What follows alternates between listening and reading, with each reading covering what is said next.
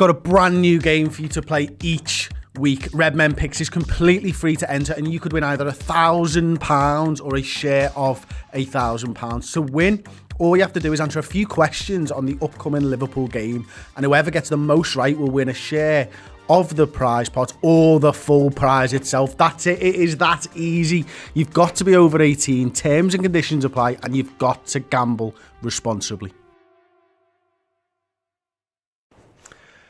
Hello everyone, welcome to the Redmen TV Liverpool Chelsea. It's a massive fight for fourth clash at Anfield. But listen, if we win some games, then we earn the right for it to be more than that. But right now, no, this is the world we're in. Step right in. I am Paul Machin. Welcome aboard. Chris Pajak will be going through the team in a moment. But yeah, you've just seen, if you've just turned on, you won't have seen, but if you turned on from the very start, which you should have done, because only the best people do, the advert for the new service they're offering, Redmen Picks. Get involved. We'll have a little bit of a chat about it right now. But yeah, the link will be in the description underneath. So if you want to get involved, get over to the website, get your picks up against Mr. Chris Pajak. Do you know more about Liverpool than Chris Pajak? Like, obviously, yes, most likely, but you've got to prove it, and you can prove it on Redmen Picks. Chris, the team. Yeah, I'd right to reply to that. I've literally forgotten more about Liverpool than all of you.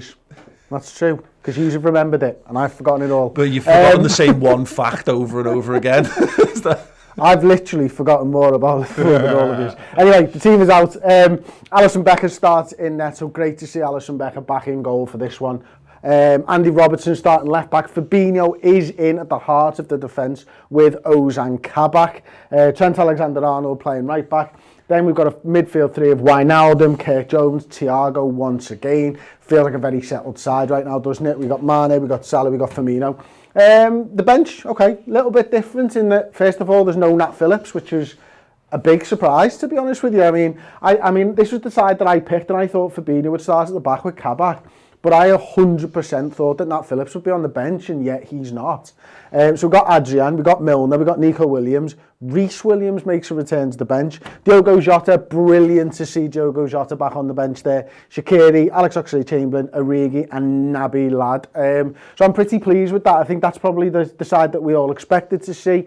He's gone with that. I'm a little disappointed that Nat Phillips isn't on there. Hopefully it's not another injury or something like that for Nat. But I think the big talking point, isn't it? It's this man here, Diogo Jota. Is he going to get some minutes in this game? Will Liverpool be able to give him some minutes? Maybe getting some more against Fulham at the weekend or whatnot. Naby as well. You know, we saw a little outing from Naby last weekend. Looked really good in his 20-odd minutes that he had. So yeah, brilliant really. I think it's interesting, the Chelsea side as well. I think looks like they're playing three at the back. They've got Rudiger, they've got Christensen, they've got Azpilicueta. So I imagine that they're going to be their three centre-halves. I actually didn't notice, Paul, is Marcus Alonso playing for them? That is a great question. Trent Alexander-Arnold going up against Marcus Alonso is probably quite a big thing for us. So I meant to look and forgot.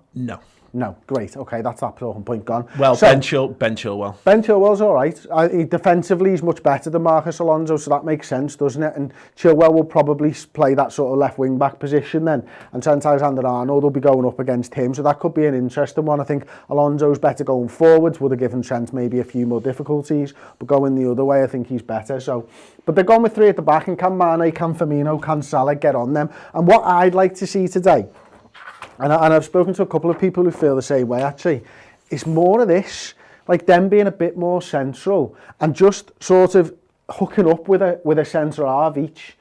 And that's what I'd like Liverpool to see, because I think when Salah plays quite wide and Mane plays quite wide, when you're playing up against the three at the back, for example, you're going to have Azpilicueta here. Christensen's been playing in the centre for them. Then you've got Rudiger there. If Chilwell can get inside of Salah, it just blocks his path to goal, doesn't it? Just makes it more difficult.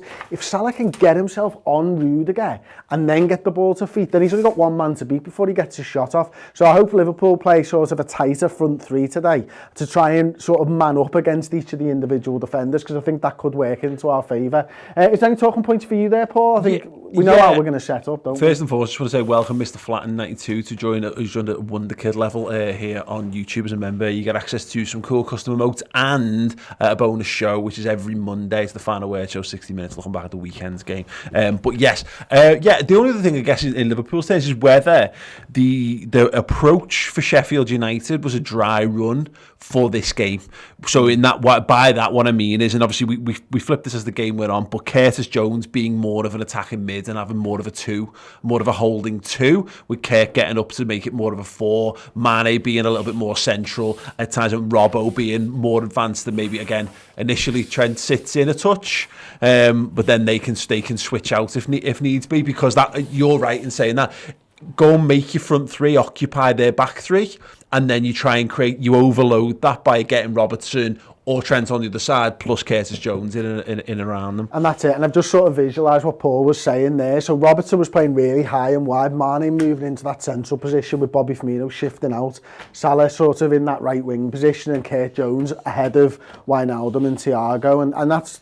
Liverpool got bodies into the box against Sheffield United. I don't know whether it was because it was Sheffield United or it's something that Liverpool are going to try and do. So I'm really interested as well, Paul, to see whether that is indeed what Liverpool do for this one. Brilliant. Right, yeah, just a little note. Everton have just gone 1-up against West Bromwich Albion through a Richarlison as well, which is a thing, which is really annoying. It would have been nice if Fatam could just win his derby match. That would be great.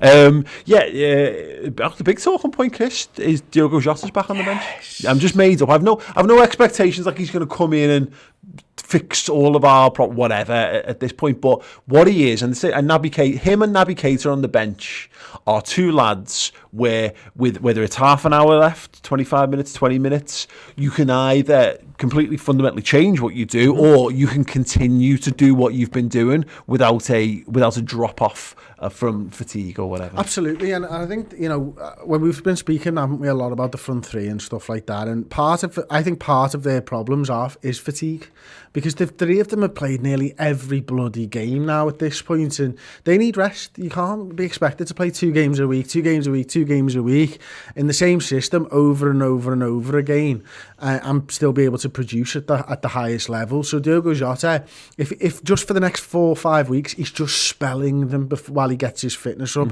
then that's going to be felt towards the back end of the season, maybe during those 4 weeks as well. But Jota and Naby Keita are game changers, and we can get them on the pitch, we'll be able to win more games than we lose, and we'll be able to pick our form up, certainly. And what it does as well is it says to Curtis Jones, Thiago and all of the front 3, because they're the ones who will be in the firing line for substitutions for those guys in particular, it's like going, 2 things: either go and give everything you've got for a spell and know that I want 65 minutes of everything you've got. As opposed to having to spread yourself out over 90 minutes or whatever. Or, hey, if you don't give me 65 minutes of everything you've got, then you're coming off and you're going to be disappointed. Absolutely. And look, we saw it earlier on in the season. And I don't think this is really why Robbo's sort of tailed off. I think it's probably the tiredness thing and, going game after game after game. But it definitely felt like his level improved from last season with Chimakash behind him. We've seen that for time. Throughout all of football, when there's someone there breathing down your neck, you get just that little % more or 2% more. From Robbo's climb, he had to get in ahead of Moreno, and we joke about that. Like, Moreno. He was in great form when Robbo comes in. Exactly. Moreno's last season, he's one of our best players in the first half of that season, which gets forgotten about because obviously the body of work adds up to a big steaming pile of shit. But yeah, no, you're right in that. Like, anyway, we had a couple of super chats. Daniel Crook or Crook if you're from Tobruk. This match will be the start of our big turnaround. Much love from Los Angeles. You'll never walk alone, lads. Get in. I'm hoping that Sheffield United was the start of our big turnaround, to be perfectly honest. Because why would you just chalk off a win that we've had in the build-up to this? No, but it's an interesting point, and I'd get your take on this.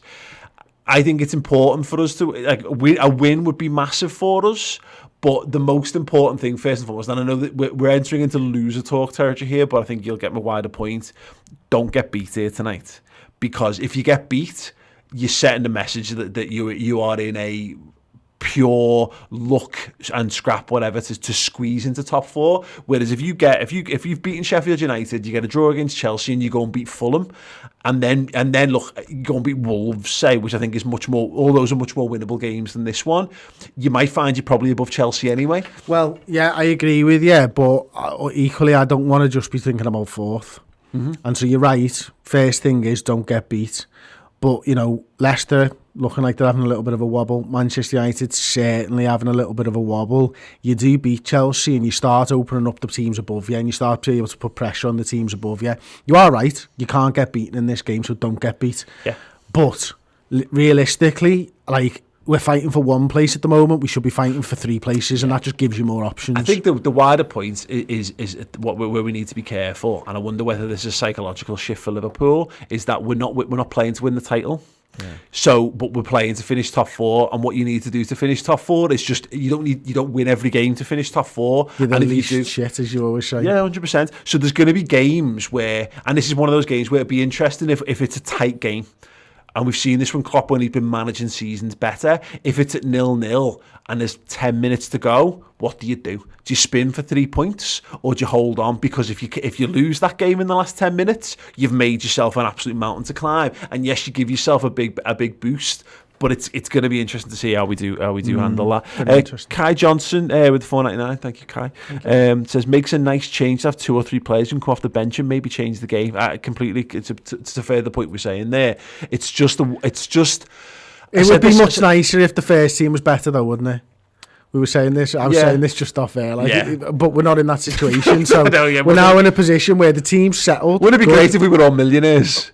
Not all of us, because then it wouldn't matter. As long as there was no knock on inflation, absolutely, definitely. But no, I think we're at the point where our bench is starting to look better than it has done for weeks and weeks and weeks, and that can only give Klopp more options. Yeah, and Tuco Underlove saying Fab wasted at centre back. We need his aggression in the midfield. If these centre backs are not good enough, then they shouldn't be at the club. I think he's trying to drive at there. Look.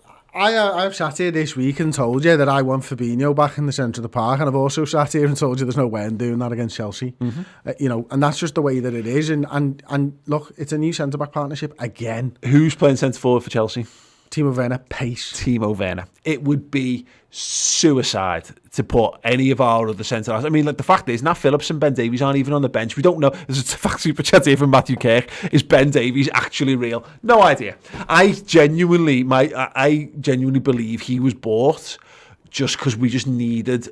It's bought as part of the Kabak negotiations of like, we don't really need him anymore. Look, we've bought a centre half. We're not desperate, so we're not going to pay over the. I've done this on Football Manager 1,000 times, Paul, and most recently in my game at the moment, where I literally needed to buy someone because I needed someone for the second half of the season, and I forgot to register them in my league squad.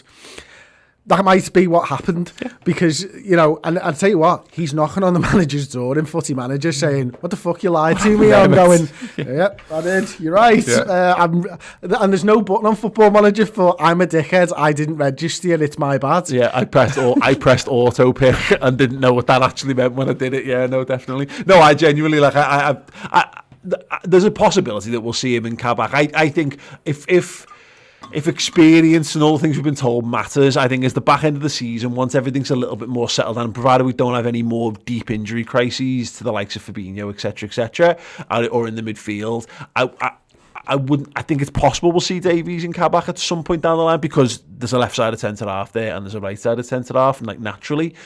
But I do also have that thought that Davies was literally bought so that if everything else fell apart, we had a centre-half. Yeah. Because that's what he did, the Kabak stuff went on till deadline day. That was the fundamental reason why we got one. So we didn't know we were going to get Kabak for definite. Yeah, we were able to get Davies over the line. What if Mustafi decides that he doesn't like the cut of their jib? So we could have, and ultimately it was just to make sure. I think that we didn't end up with Phillips and Reece Williams as our 2 centre halves. Yeah, now we managed to get 2 over the line. Brilliant. You sign one and then you go, oh, this player we think's better is available. Okay, well, we'll sign him as well. Yeah, we needed bodies, didn't we? And we've done that. And again, what's brilliant, Fabinho being back is he played centre half against them earlier on in the season, and he had a really good game. He had a really good game against Werner in particular. Now that will be interesting because obviously we played Kabak as the left-sided centre half at the weekend, and I wonder whether we'll do that again if Timo Werner naturally, depending which side Timo Werner naturally drifts. That's interesting because I just assumed, I hadn't really considered what Chelsea would do. I just assumed that Fabinho would go back to that left side centre, and I think he will. I think he will. But now it's an interesting sort of wrinkle that as well. I think when you look at the front three, am I right in saying they've got Mount and Ziyech as well? Yeah. So Ziyech's going to play on that right hand side. Mount's going to be on that left hand side. We know the dangers that he'll pose as well. Yeah. They're definitely going to look to try and get down that left hand side there, aren't they, with Mount and Werner? Interesting. Yeah, it is. Odin McCrudden saying nothing got to do with this game, but what's the point in having two legs in the Champions League this season when there's no fans in stadiums and half the games being played at neutral venues? Because LFC Leipzig moved. Yeah, it is a great point. We actually did a bit of chat on this week. I think was it in the podcast or it was in the Reds News? Anyway, we've definitely covered it on the shows this week. But yeah, if that ends up if someone goes out on away goals in that game, there is going to be absolute uproar. Yeah, I think it's absolutely mental. I said this at the time as soon as it was announced. I was like, right, if both games are in neutral venues, then it's just absolutely ridiculous having two legs. But all that being said, you do have to have two legs because not every game's going to be in a neutral venue. Oh god, yeah. So like, I totally get it, and there's a complete outrage. It's just ridiculous. But then you can't have someone who gets the final who's played the game less.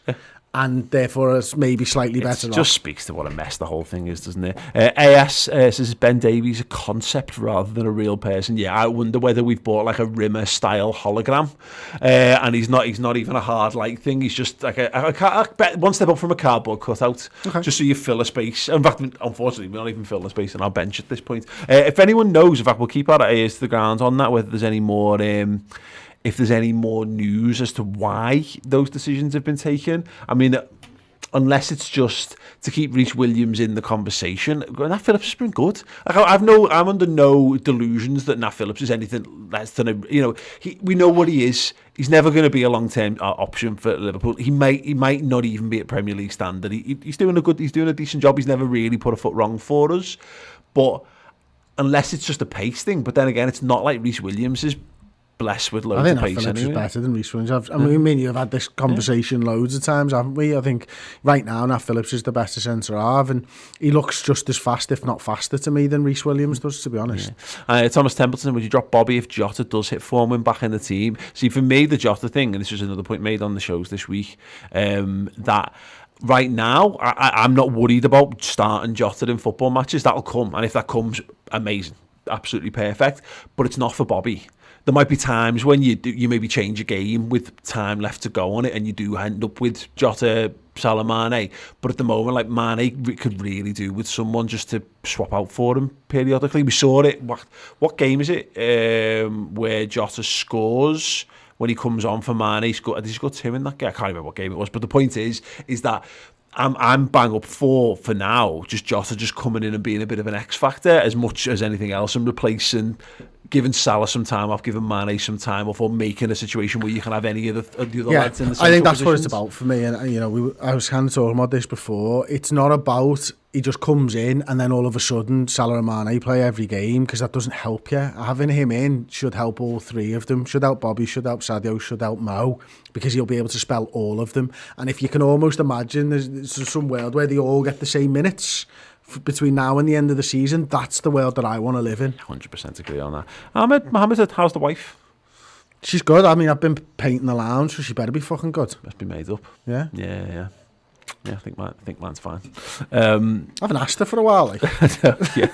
If you ask, you run the risk of getting an answer you don't want. Yeah, exactly. And like, as parents to young children, Paul, you'll know this well. A lot of your conversation, it feels like the morning report in The Lion King. You know what I mean? Where you just get where are the kids up to? Like, you know what I mean? Yeah. We've had this still needs doing, this needs doing, and Yeah. So everyone, we're getting by. And he also says, he also mentions, Ahmed says, Nat running out of contract in June. Yeah, I mean there is a factor to that. We still don't know what the deal with Ben Davies. He had a little knock that kept him out of the weekend, and presumably that's an ongoing situation. So yeah, how random. My wife just literally messaged me as I was saying that. I don't think she's watching. I'm fine, Paul. Thanks for asking. Thanks for asking. Yeah. Right, Sam. Oh, I just want to, before we go... Don't forget to put these on the radiator later for the kids for school tomorrow. Yeah, definitely. Sorry, yeah, we got one more super chat before we go. Chizzy Pie, cheers for keeping us interested in the good game. 2 questions. 1, biscuit cookie choice for the game, and 2, any news on when supporters will be allowed back. I'm from the upside down land for it. You're from the place where the monster's from in Stranger Things. I don't know what the biscuit. I don't know what the biscuit choice is. Actually, I might have to dip back into less biscuit and more chocolate. In that we've got a bunch of those Snickers protein bars still floating around. I think not as many as you remember. Not as many as there was. So maybe I'll delve into that. And supporters apparently last game of the season. There's talk of them moving the second to last game to midweek because it was there was a week between the penultimate and the last game of the season, and I think they're looking to move that one. So there's 2 games where every club gets the fans back in at home once before the end of the season, but we'll know more about that as and when it breaks.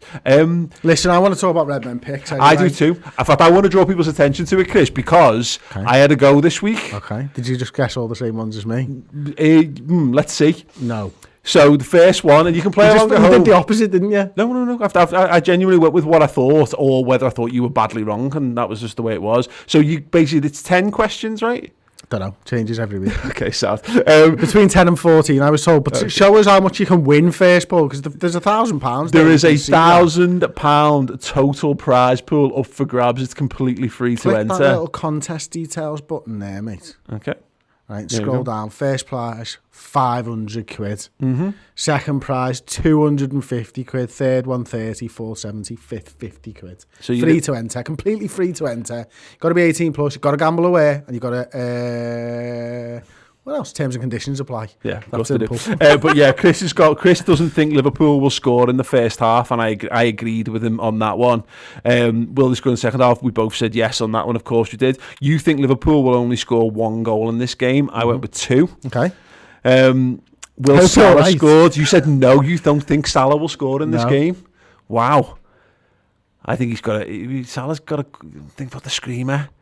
You see, I'm also... I like to think about things strategically, right? 78% of the people, and I voted before anybody voted, so I thought most people would click yes, so I'm whittling it down. If he doesn't, I'm only fighting 22% for top. Ah, very clever. In my head is what I was thinking. Yeah. Now, here's where we get into it.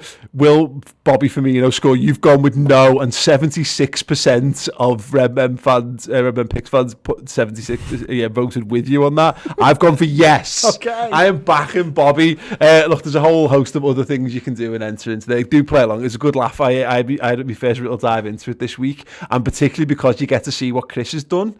It adds a little bit of spice because it gives you bragging rights, because what you get to do then, if you then beat him in anything or he gets anything catastrophically wrong, you screenshot it and then you tweet it to us and we get to rub it in Chris's face. That's just saying. And the prize pool for £1,000 as well, which of course I'm not. I mean, I'll give it to charity or something when I inevitably win because I'm so good. But yeah. Do not do that. Yeah. Do not do that. Yeah. Beat Chris. Play along. The link is in the description underneath. And yeah, as Chris mentioned, make sure, of course, you are gamble aware and all of this kind of stuff. And the terms and conditions do apply. But yes, you've got plenty of time. Well, you haven't got plenty of time. You've got a very limited amount of time to get involved with this before the game kicks off. So do it in the little gap, and we'll be back for the watch along, doing a commentary at 8 p.m. We return on the channel. So do check that out. Come and see us again in about 20 minutes time. Have a boss time. Until then, see you there. Bye.